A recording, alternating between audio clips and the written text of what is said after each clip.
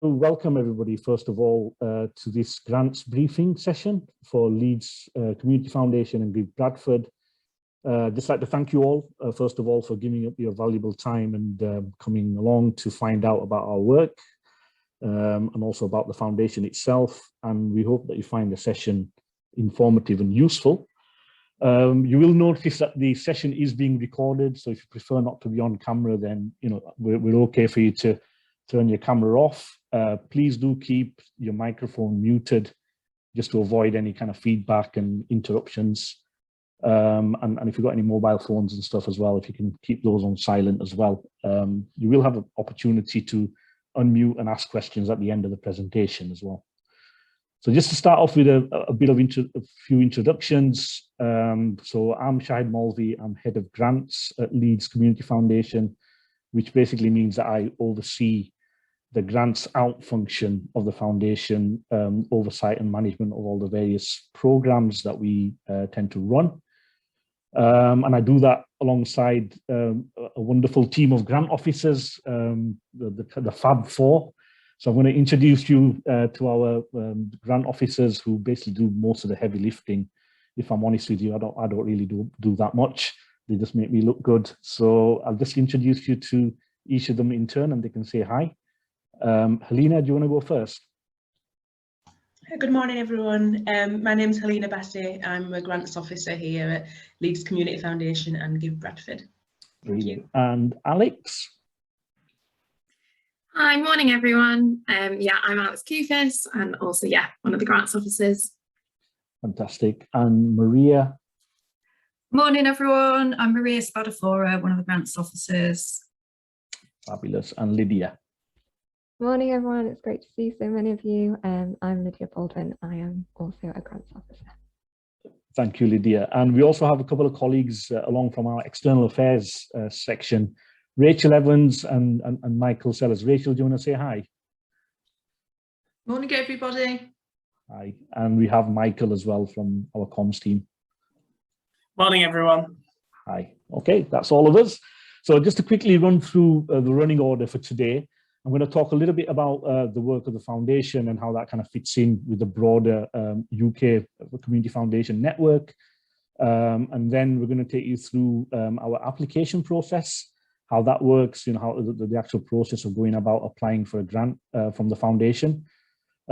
Some idea of, what the particular grant criteria are. So these are the standard criteria that apply across all our programs, things that we will look for when assessing your applications.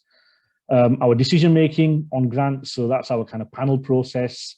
What happens when your application comes to us, the assessments that are done on them, and then how the panel decide which ones they want to fund.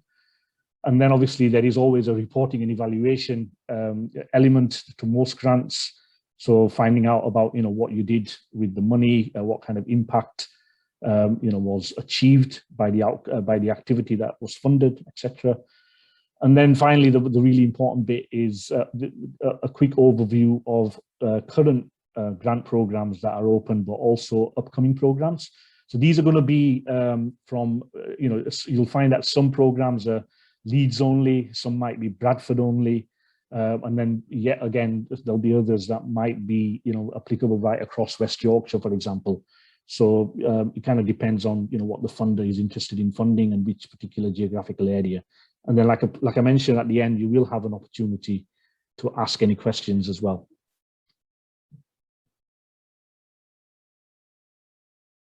All right, so just a little bit about the foundation itself. So Leeds Community Foundation and GiveBradford, it's part of a community network of foundations, and there's actually 47 now, which are affiliated to the UK Network for Community Foundations, or known as UKCF for short. And they work right across the UK, and you'll find that they are all independent organisations, although they are affiliated, and they come in all shapes and sizes. So some are quite large, and they might cover right across a particular county in terms of the borders, and others might be much smaller, covering a metropolitan district area, for example.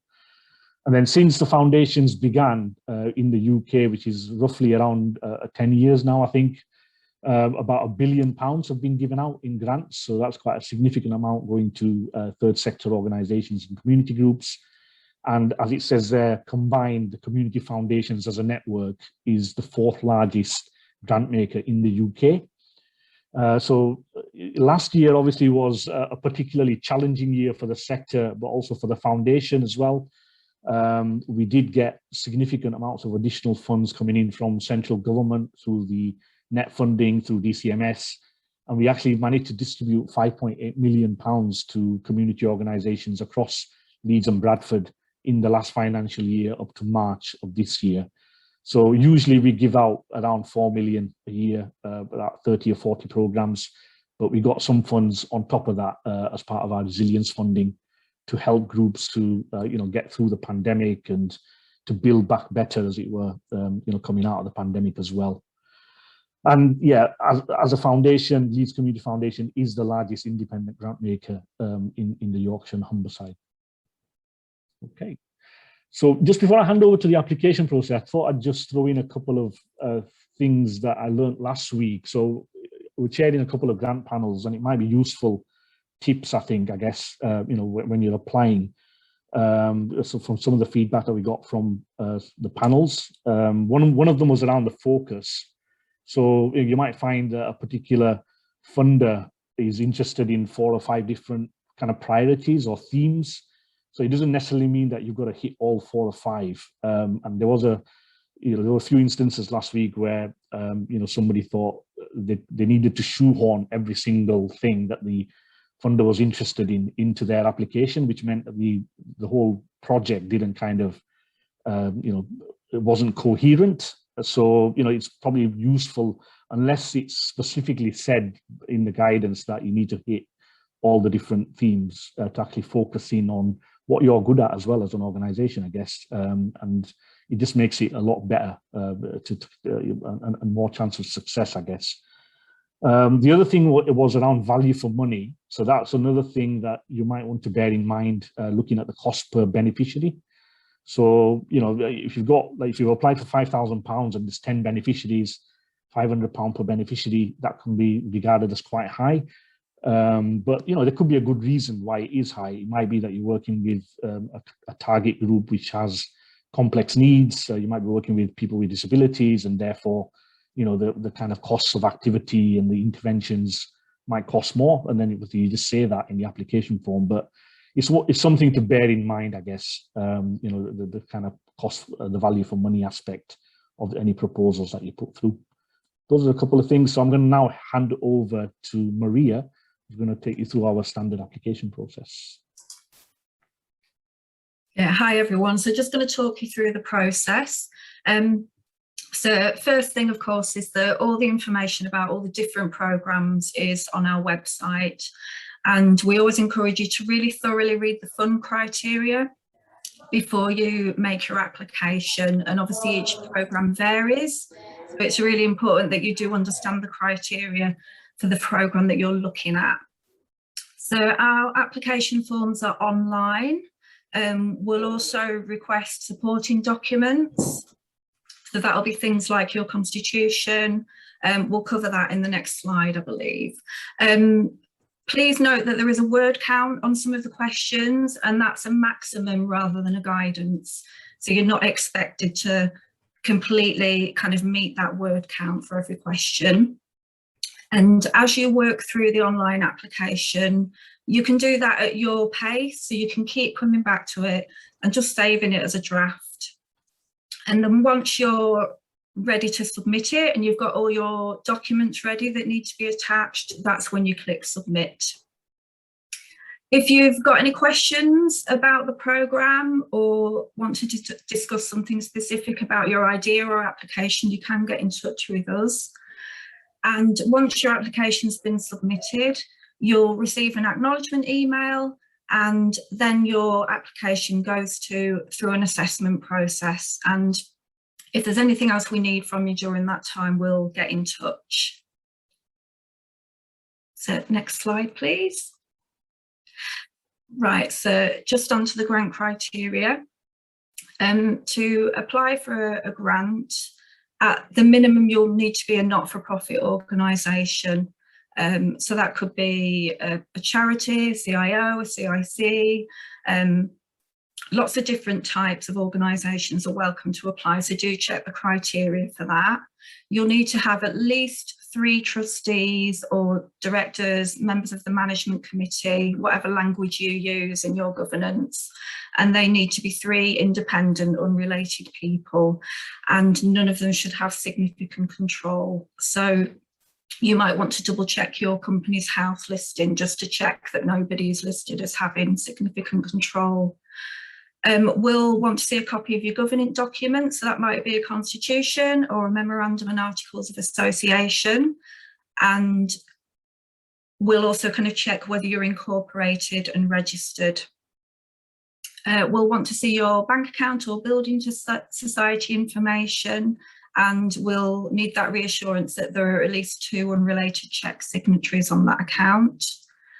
And we'll also ask to see a copy of your accounts or a record of your income and expenditure, because we obviously appreciate that not everybody has audited accounts. And that's just to reassure us that there are sound kind of systems in place for managing your money. And if your organisation and the activity you're applying for involves working with children or adults at risk, we'll also ask to see a copy of the safeguarding policy. So I'll hand over to my colleague Helena now. Thank you, Maria. Hi everyone, I'm just going to go through the decision making process and reporting evaluation, which is the next phase of the application process. So GiveBradford and Leeds Community Foundation, we recruit an independent panel for each of our funds.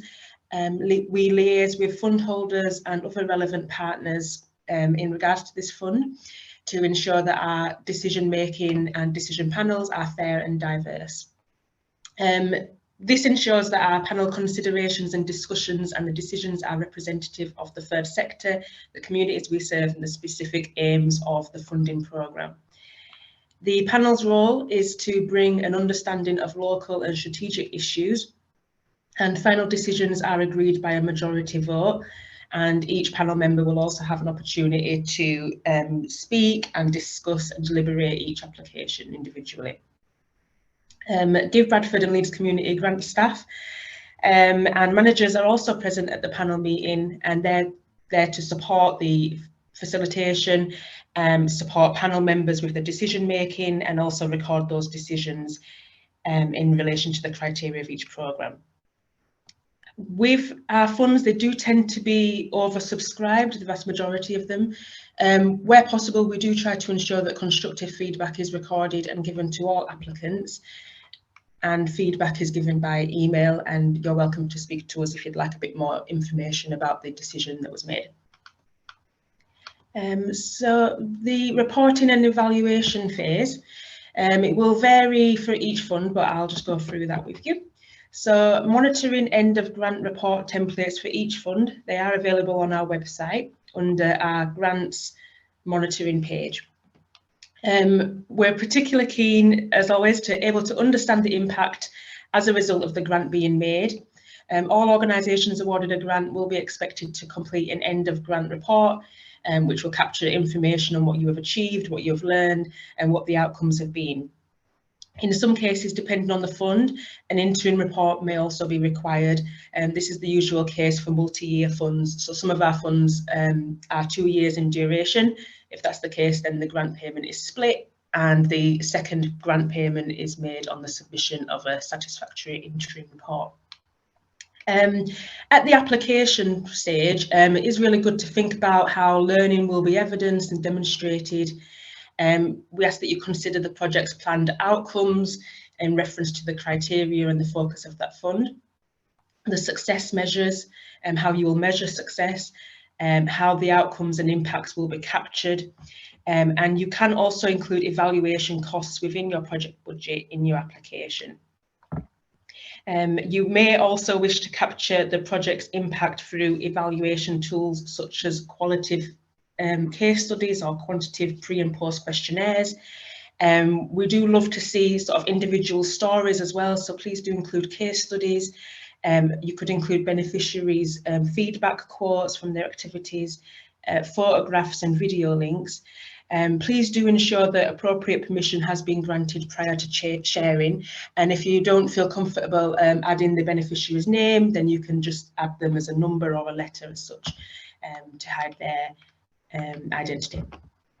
So I'm going to move into the next part of today's presentation, and we're going to discuss the open and upcoming programmes, and I'll be discussing this with my colleagues. As Shahid mentioned earlier, some of the funds do cover Bradford, Leeds, and then some cover wider West Yorkshire, so it varies depending on the fund, so that'll be explained as well. But I'll make a start with the Bradford Fund. So I just want to give you a bit of background information about this fund. It's a new fund for GiveBradford, and it's part of our strategy to maximise funding and outcomes for the voluntary and community sector across the Bradford district. As we are an independent distributor of funds to the third sector and the voluntary sector, the Bradford Fund was built and was designed by listening to the experiences of communities, organisations and individuals that we serve. The learning was taken from the COVID-19 pandemic. We did make flexible and rapid grant making to support the survival of organisations in Bradford. And during the early stages of the pandemic, we took the decision to fund ongoing delivery and emergency support work. And we also piloted a form of funding that covered the core costs of community organisations to help, you guys thrive in the long term. So we've taken all of that learning and we've utilised this and designed this programme with feedback from all the organisations that receive these grants, as well as the wider insights from across the Bradford sector. So this will be the first round of the Bradford Fund, and it seeks to provide funding and support to help build the longer term resilience of organisations doing amazing things across Bradford. The fund is split into two funding rounds. So we have strategic round and micro grants. The strategic round is focused on supporting established third sector organisations who have an annual income of between 50,000 to 300,000 in their most recent financial year. And they must be operating for at least 2 years. The Micro Grants Fund is different. It's designed to support small grassroots organisations in the third sector, and they must have been operating for at least 6 months. So the grant size is available. For strategic, grants are made of £10,000, and that's to cover costs over 1 year. Micro grants are available £500 to £2,500, again over 1 year. The micro grants is a little bit different. It will run every quarter. So this day in October will be the first, and then the next will be January, April and July of 2022. The location for this fund, organisations must be based and delivering activity in the Bradford district. And this fund is going to open next Monday, the 4th of October, and the deadline will be the 3rd of November at 12 noon. This fund is designed to cover the cost of community organisations being able to take the time and space to step back from delivery and undertake strategic development work. So we understand that you're really busy and that your demand for support and services has increased, and this funding is designed to allow you to take that time to step back and think about the sustainability and resilience of your organisations. So you can reflect on your successes, understand what makes you resilient. You could spend that time to unpick challenges, to understand root causes. You can identify priority development objectives to support longer term resilience. You can also then put a plan in place and work towards achieving those objectives. And you can learn and adapt throughout the programme, throughout that 1 year of funding.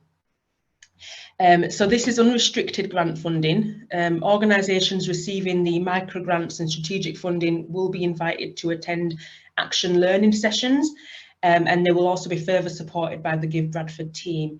So we do really want to have that relationship with you and support you in your thinking for the future, and also to understand any challenges that you might not have foreseen, but also challenges that you have already put in place an action plan. So the criteria for this is fairly broad, and thank you for bearing with me. I would advise to please check the full criteria on our website. It'll be available on Monday. And if you do have any questions, then you can contact us. So I'll move on now to the next fund, which is the Mohn Westlake Arts Engagement Fund. So this one is grant sizes of up to £10,000, and it is a multi-year fund, so it can cover projects and activities over 1 to 2 years. The location is for activities in Leeds. At the moment, some of the dates are still being finalised, but it is due to open this autumn, and the deadline as well for that will be confirmed. But there usually is around 4 to 6 weeks window for applications to be submitted, so you have enough time to plan, ask questions, and then submit your application. This fund is the second round of the Mohn Westlake Fund, and it's to support projects engaging young people up to the age of 20 or 25 for those with disabilities. And it's to help young people participate and create art, and also to support those that are maybe excluded or disengaged from opportunities to do so. So this program is really arts for its own sake. It's to enjoy the arts and to participate in the arts. Arts can be defined in a number of ways. It's always changing, it's always moving. In this case, we define art and the arts in a broad sense to include a range of activities, but it's not limited to, it can include film and graphic design, slam poetry, graffiti, DJing, and then it also has the standard art forms as well, visual arts, combined arts, literature, dance, music, theatre. So as I mentioned before, the criterion dates are still being finalised, but I just wanted to give you a sense of some of the projects that we have funded before. So we have funded online theatre, the creation and then the performance of that during COVID-19. It was a good opportunity for families to come together with their children and you know, participate in theatre and arts, with workshops as well delivered online. We also supported education and creative dance and music activities. We supported some projects that were designed with a focus to re-engage young people back into mainstream education, further training or employment in the creative industries. And we also did poetry, spoken word, workshops, and radio was sometimes used as a publishing platform as well. We did support some projects that support young people to visit art institutions in the city to create their own visual art and maybe exhibit their work as well. And lastly, we did support some projects that support young people to explore their identity, their community and self-expression. So this fund, you can sign up to our new funding alerts on our website. Michael has put the details in the chat, and there you can keep up to date and notified of all our programmes, including when this one will launch as well. I'm going to hand over to my colleague Lydia Baldwin, who'll discuss some of our other programmes. Thank you. Thanks, Lena. Hi everyone, so I'm going to talk about 3 programmes now, which are the High Sheriff of West Yorkshire Fund, the Employment and Learning Disabilities Fund and the Leeds Fund microgrants. So firstly, the High Sheriff of West Yorkshire Fund, this is currently open for applications, so a full comprehensive info and all the application forms are available on our website at the moment, and this fund will be closing on the 11th of October at midday.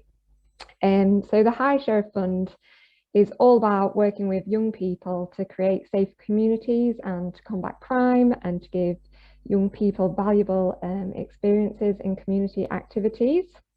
So it can cover a whole range of things really, but the focus is working with young people, and we class that as those 5 to 25.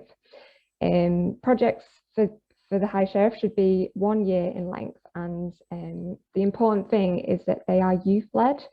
So when we talk about youth-led, we mean that young people are central to the delivery of the project. So that might be that the idea for the project has come from a young person, or the process of designing the project has involved young people and their ideas, and young people are kind of central to the delivery all the way through the project. So grants are available of up to 2,500, and applications can be from all across West Yorkshire. So this one's not just Leeds, it's also Bradford, Wakefield, Calderdale and Kirklees. So a really wide geographic spread.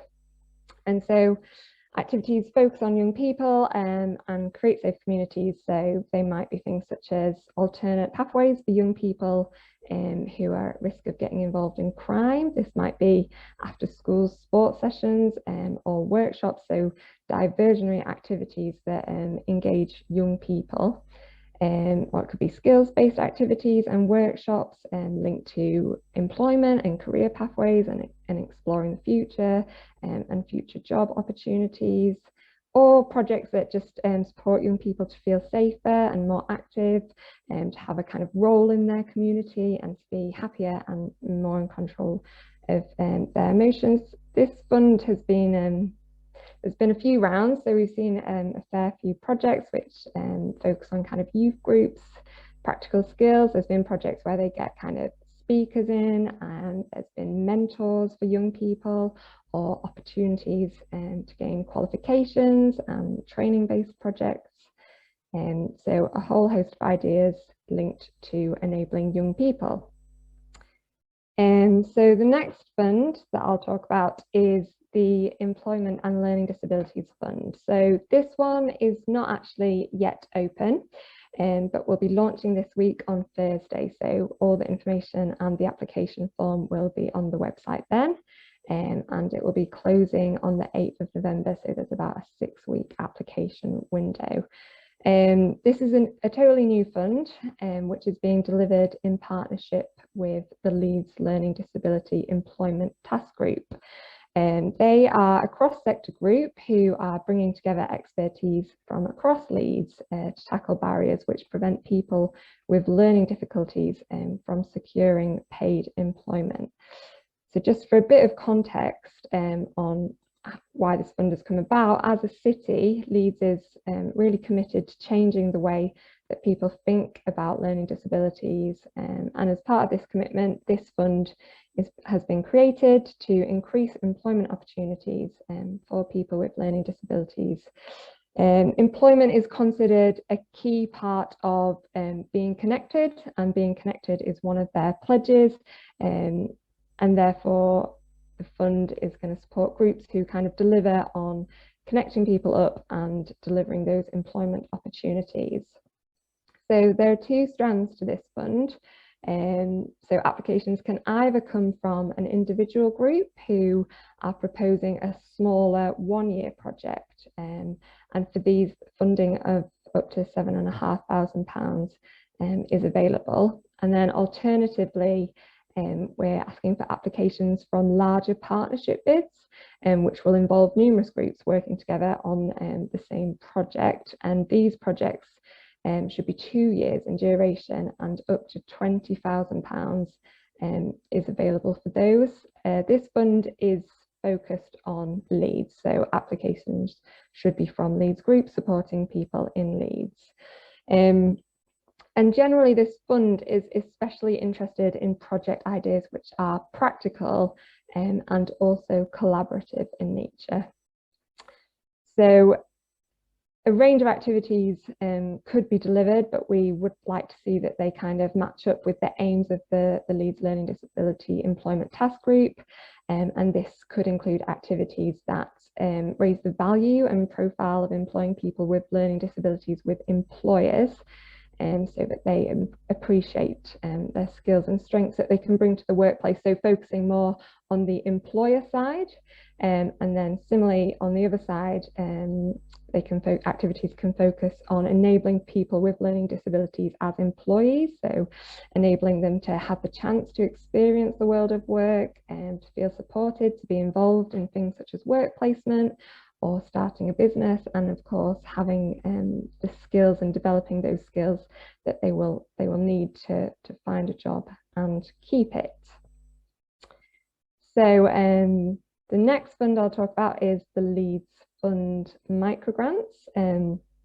Again, this fund is not currently open, but will be launching this week on Friday, so you can apply from then. This is a fund that we've been running for a few years, and it's now running on a quarterly basis, so it's a recurring fund, so it will come up again in January and then in the spring and the summer, with little change to the criteria. But for this round, it will be open in October and will close at the end of October on the 29th. So the Leeds Fund microgrants are really small pots of funding with quite a broad and general focus, which are aiming to support individuals and small voluntary groups in their work to improve the lives of people in their communities, often through volunteer-led activities and just activities that make a real positive difference. So as such, this fund isn't very prescriptive and doesn't have any specific focus, and we know that you'll know what's best needed in your community, and therefore we welcome applications that support all different types of people, so children and young people, families, older people, members of the LGBT+ community, refugees and asylum seekers, communities experiencing racial inequity, and disabled people. And so this fund is primarily for individuals or small or new groups, and a grant of up to £500 is available. Again, this one is just focused in Leeds, and a range of activities can be funded.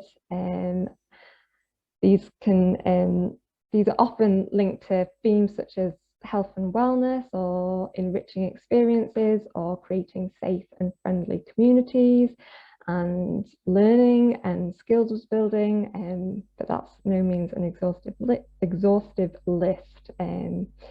So maybe you might have a project which addresses physical and mental health through kind of local support groups that enable exercise, or activities and projects that encourage learning and support skills and employability. We've recently had quite a few projects that focus on the environment and green spaces, and that's something that we're also really keen to support. But as I said, it's pretty broad, and as long as the project has real value and makes a positive difference for people in the community, then we're really open to hearing about different ideas. Thanks. So I'll pass over to Maria. Hi everyone, so I'm going to talk through the Leeds Civic Trust Community Heritage Fund, and we're really pleased to be partnering with the Leeds Civic Trust on this brand new fund, which focuses on grassroots activity that's all about celebrating and promoting the best of Leeds and its communities. So we all know that Leeds is full of rich and diverse histories, heritage, stories, and grants of between 10,000 and 20,000 are available to support organisations and communities over 2 years. And that's really about celebrating and sharing across the city. With this fund, we completely appreciate that how a community is defined can be really wide-ranging. So we're encouraging applications from all sections of society. So it's up to you to define how you determine your community. And activities should be based in Leeds, the Leeds Metropolitan District. Leeds Civic Trust are really interested to connect with organisations they've not worked with before, and really keen to kind of learn more about histories and heritage that might be considered hidden or not widely known. The types of activity that can be funded can be really varied, so it's up to you to kind of tell us what works for you and what works for your community. But they might be things that bring people together, so it could be kind of research, exploration that's working towards a celebration of heritage, and that might be rooted in a local area physically, or it might be rooted in a community of people that are spread across Leeds. The activities can make use of a building, so it might be focused on a heritage building, for example, or a local area, or a local space. We're interested in partnership and co-production, so activities that might connect different organisations, different cultures, different communities, and also interested in seeing how that might translate into longer term impact. So it might, for example, lead to some training or strengthen a local volunteer base, for example. Applicants should consider how their project might be shared more widely. And because it's a 2-year programme of funding, there is that opportunity to kind of really develop and then build to something in the second year.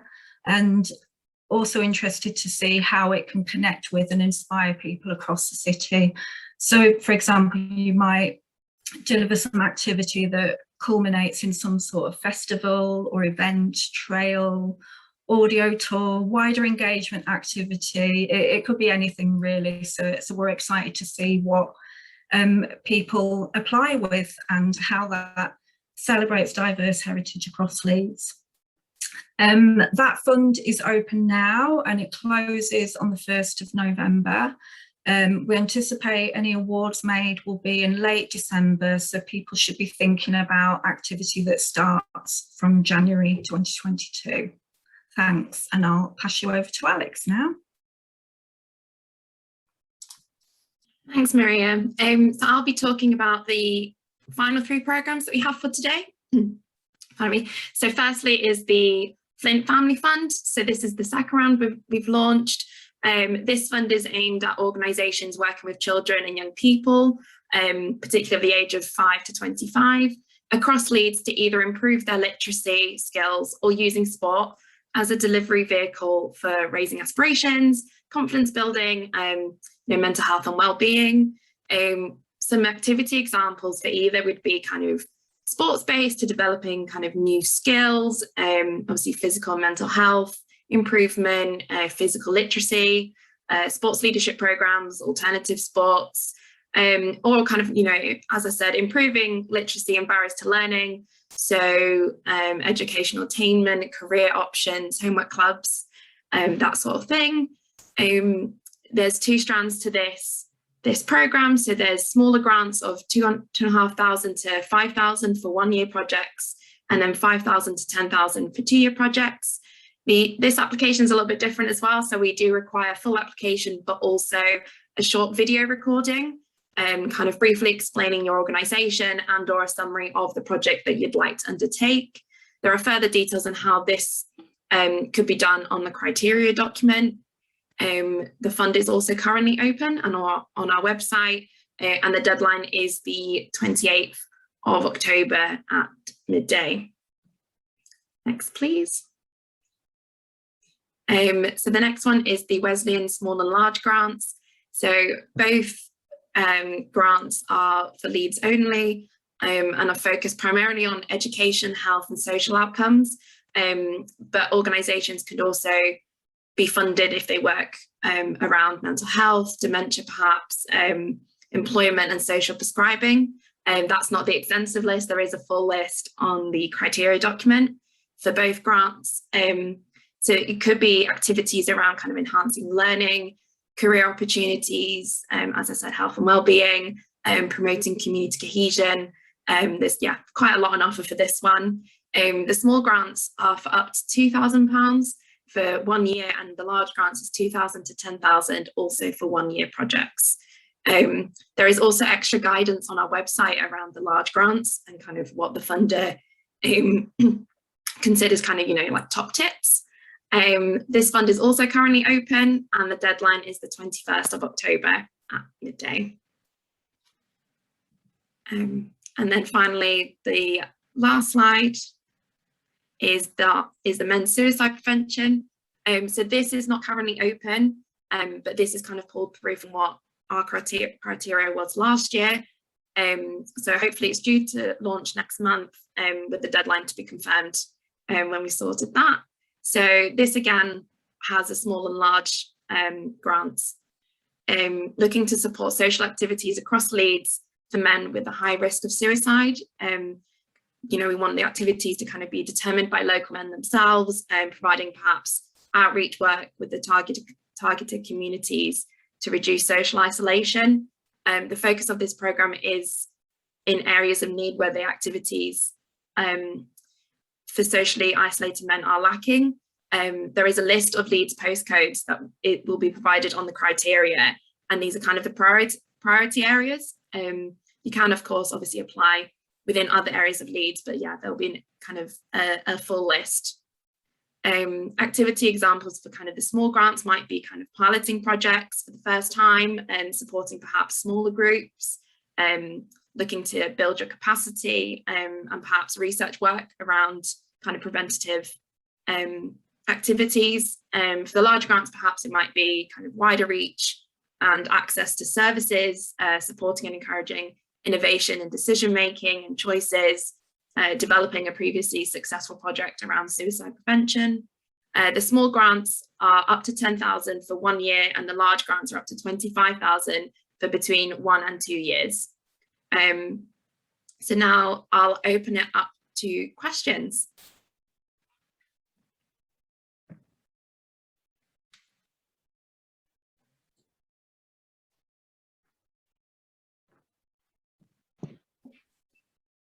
Can I ask a question, please?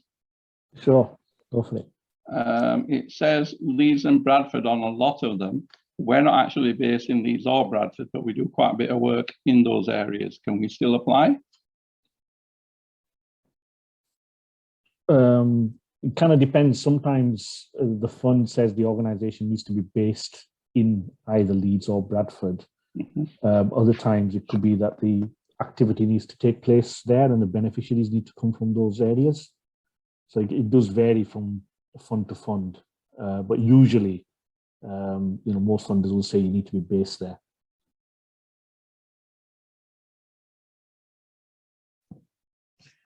There's a few in the chat, right? A few questions.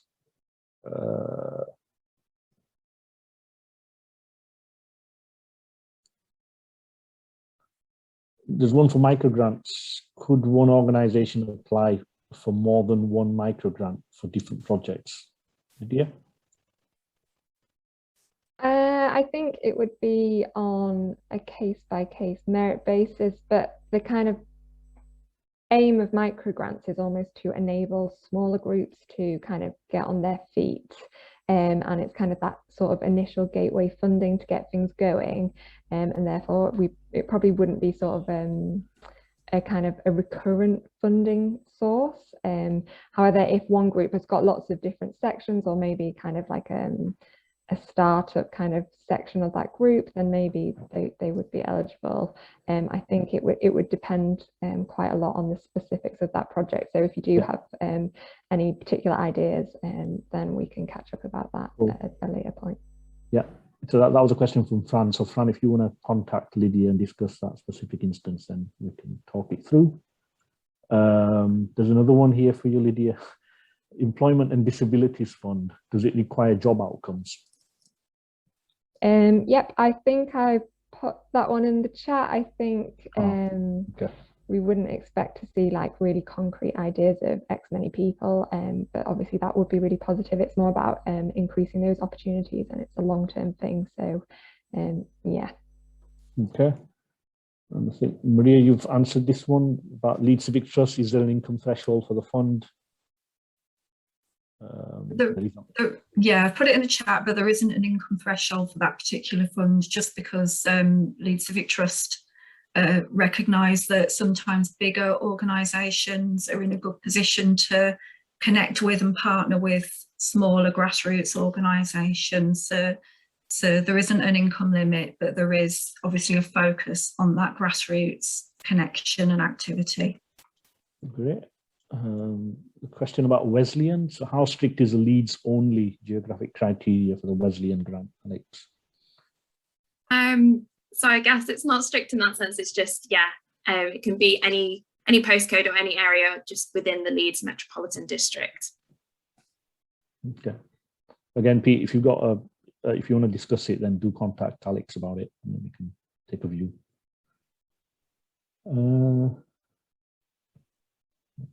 Any plans for a men's suicide prevention fund in Bradford? again, it kind of depends if we secure investment, I guess, from a donor. The one in Leeds is actually being funded by Leeds City Council. So obviously, if we do secure similar funding either from Bradford City Council or from a donor, private or charity, then it could be something that we would look at, because it's been a fantastic fund that it's been going for a number of years, and there's been some absolutely brilliant projects funded through there.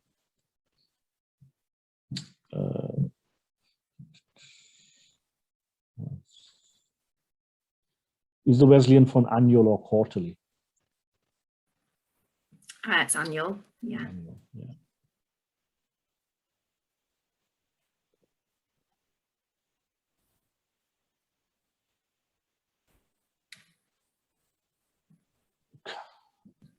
Are schools able to apply for any of your grants funding opportunities?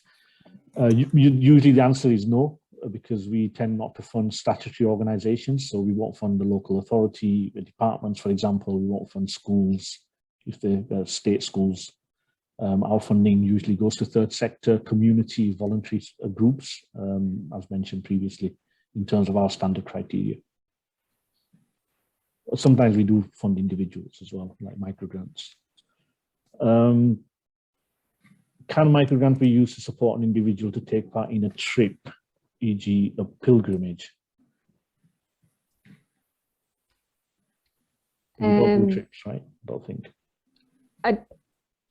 I think probably not. However, if you did want to talk about it, then I'd be happy to discuss. Yeah.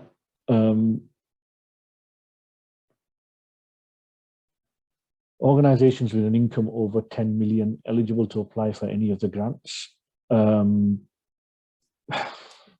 a tricky one. Again, it's a case-by-case basis. Some funders do insist on income thresholds, but some don't. Like, for example, Marie's mentioned that the Civic Trust one doesn't have an income threshold. So, there's potentially no reason why that organisation, would not be eligible to apply.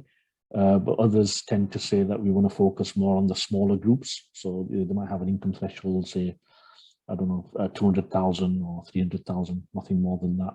So it varies from funder to funder, if they want to focus on smaller groups or, have it open to anybody.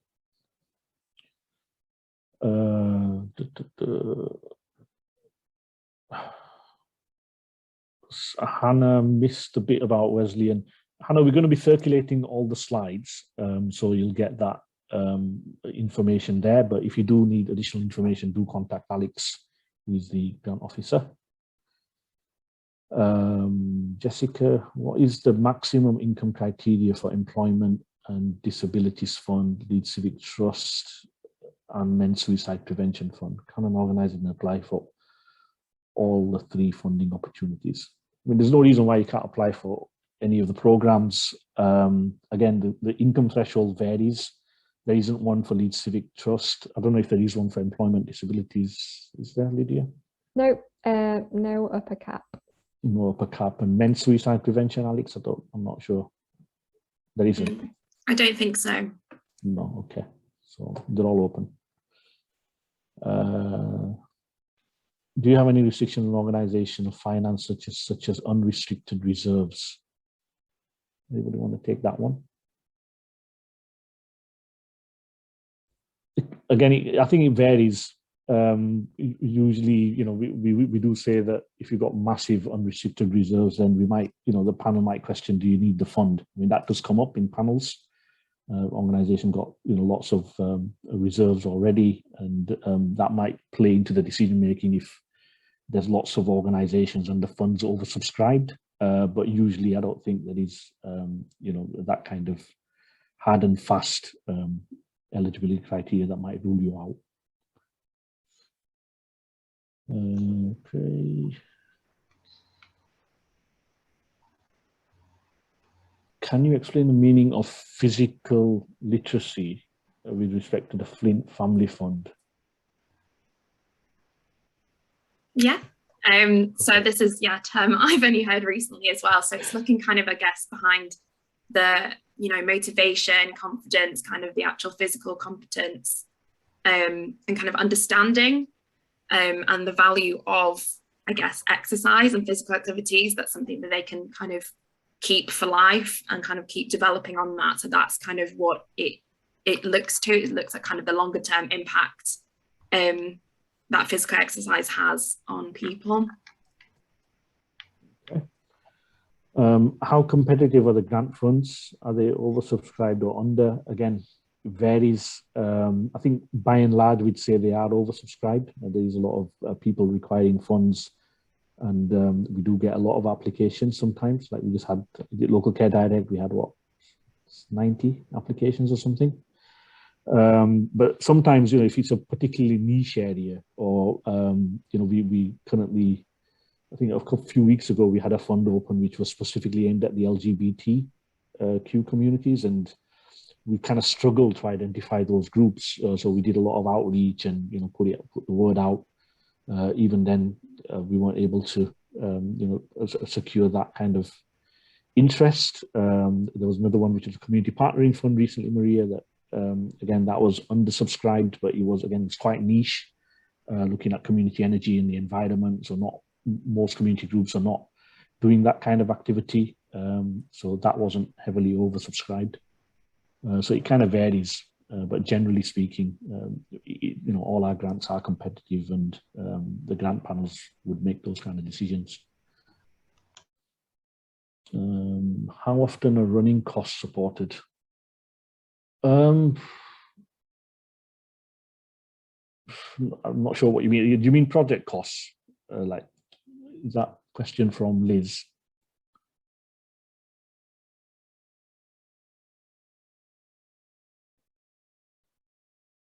Need a bit more clarity on that.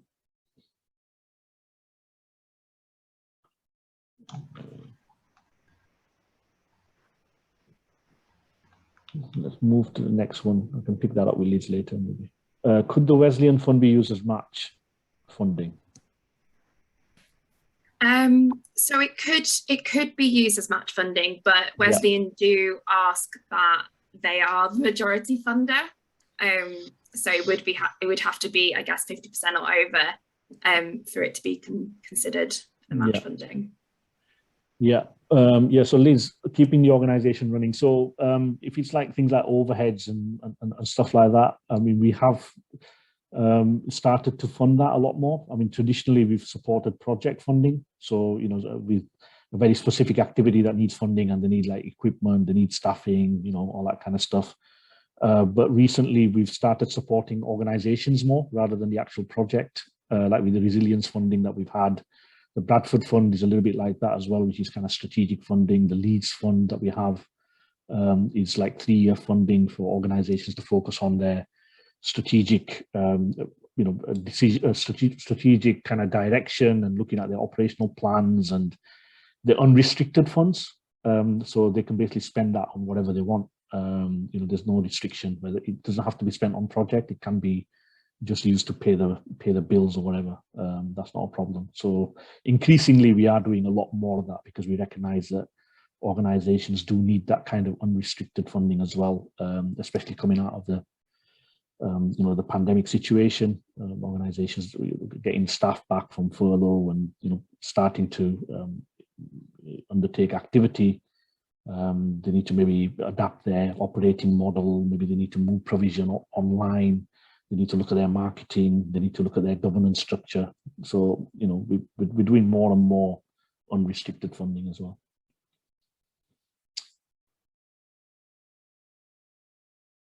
Can work with schools be funded with a not-for-profit applying for the funding? I mean, yeah, if it's like a partnership project and the fund or the program allows for partnership applications, there's no reason why a third sector organization could not act as a lead.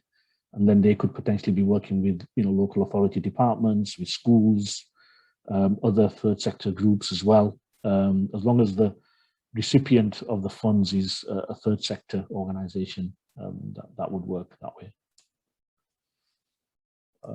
Okay.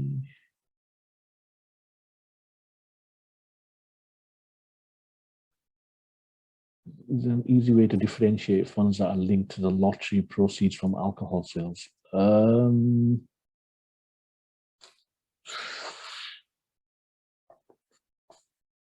I mean, usually it does say who the funder is, Mahmood. So, like, you know, if it's like Flint Family Fund, for example, that comes from a family, so that's a sort of private donor, if you like. You know, things like the High Sheriff is coming from, you know, the crime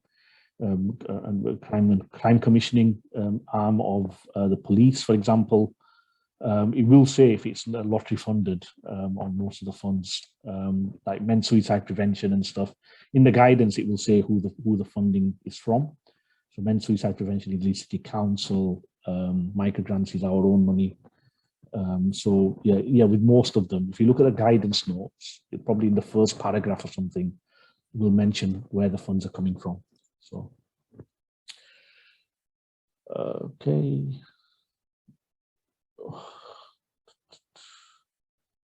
The relationship between the foundation and GiveBradford.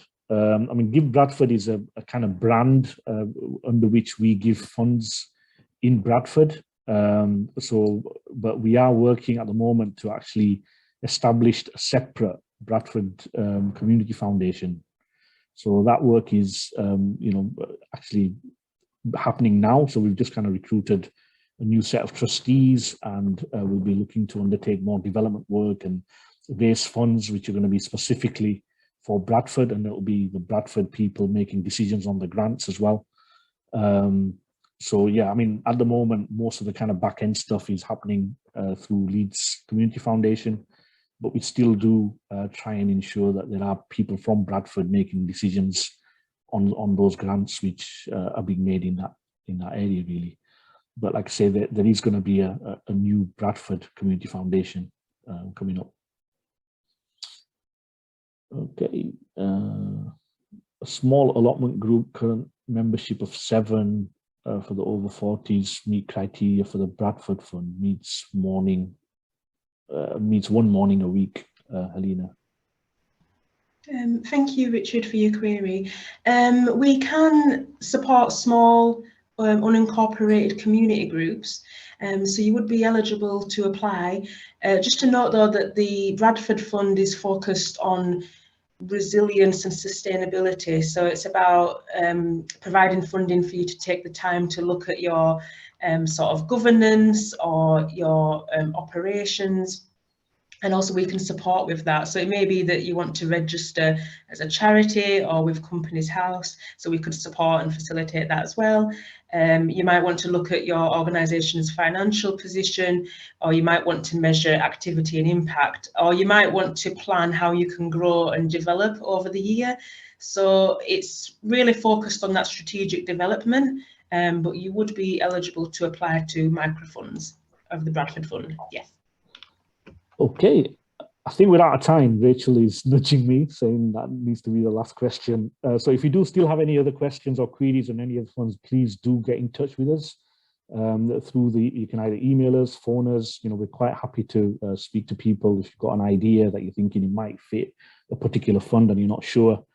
Rachel will circulate this presentation as well at the end of the meeting. So anything crops up, any other questions, you know, do get in touch. But thank you very, very much for your interest and your time.